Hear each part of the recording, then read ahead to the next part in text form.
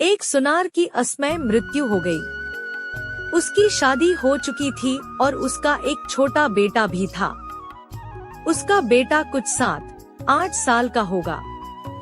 सुनार के गुजर जाने के बाद उसकी सेविंग्स के सहारे उन दोनों ने कुछ साल बिताए।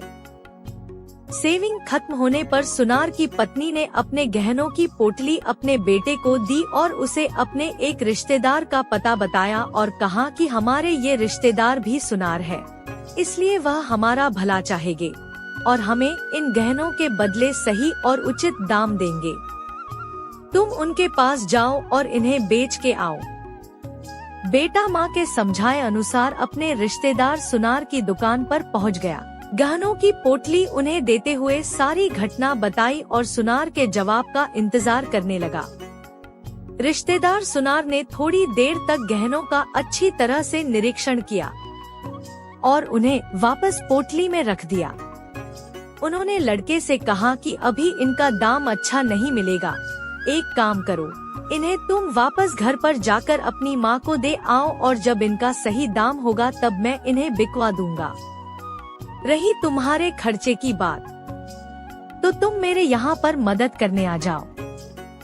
तुम्हारी पढ़ाई का और घर का खर्चा मैं संभाल लूंगा। लड़के ने अपने घर जाकर रिश्तेदार द्वारा कही बात बताई।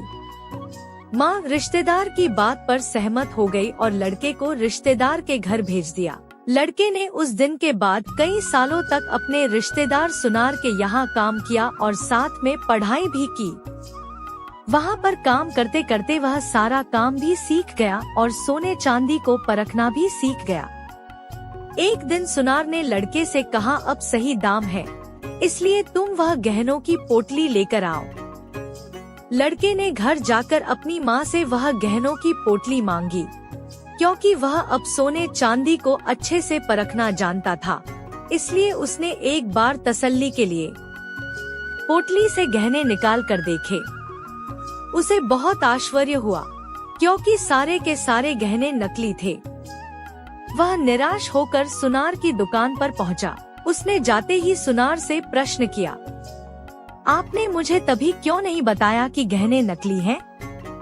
सुनार ने कहा कि अगर मैं तब तुम्हें गहनों की सच्चाई बताता तो शायद तुम लोगों को लगता कि तुम्हारे बुरे समय की वजह से मैं तुम्हारा फायदा उठाना चाहता हूँ, इसलिए गहनों को नकली बताकर तुम्हारी मदद नहीं करना चाहता या उन्हें हड़प लेना चाहता हूँ। इसलिए मैंने तुम्हारी मदद की और सही समय आने का इंतजार किया कि तुम्हें सारी सच्चाई बता सकूं। लड़के की आंखों में अपने रिश्तेदार सुनार के लिए कृतज्ञता के आंसू थे। उसने उन्हें धन्यवाद दिया और उनके पैर छुए।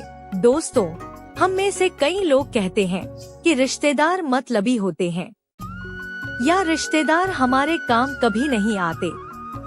माना कि सभी रिश्तेदार इस सुनार की तरह नहीं होते, लेकिन सभी रिश्तेदार मतलबी भी नहीं होते। हम अपने रिश्तेदारों के लिए खुद अच्छे रिश्तेदार बनेंगे, तभी तो हमें दूसरों से भी अच्छाई मिलेगी। आशा करती हूँ आपको कहानी पसंद आई होगी। कहानी पसंद आई हो तो वीडियो को लाइक करें, शेयर करें और चैनल को सब्सक्राइब करें।